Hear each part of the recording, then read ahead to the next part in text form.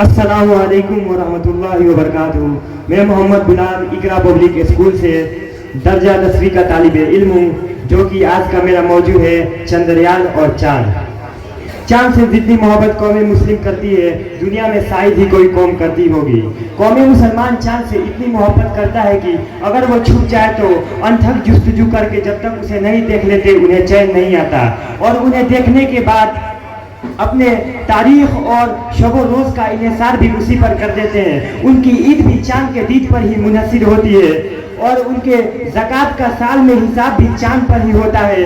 چاند کی بہت ساری خصوصیات ہیں جنہیں ہم اپنی زبانوں سے بیان نہیں کر سکتے ہیں۔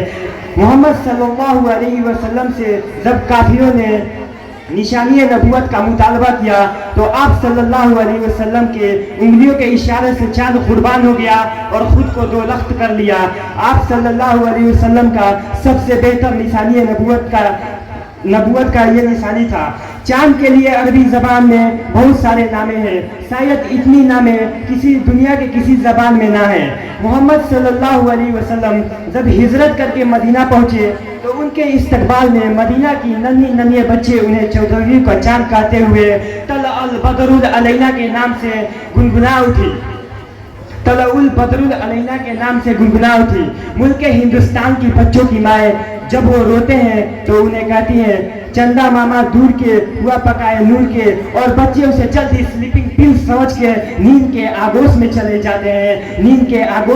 جاتے ہیں۔ سب سے اچھی بات یہ ہے کہ آج جس چاند سے مسلمان کا اتنا گہرا انتہائی اور والہانہ تعلق ہے اور 1500 سالوں سے قدیم راہ و رسم ہے، آج اسی چاند پر ہندوستان کے ملک کے سائنسدانوں کا چندریان بھی پہنچ گیا ہے۔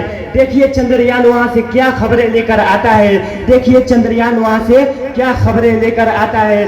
آئندہ چاند پر آباد ہونے کی بات ہوگی تو مسلمان کے پرانے ناطے اور والہانہ تعلق ہونے کے بنا پر مسلمان اس کا سب سے زیادہ مستحق ہوگا۔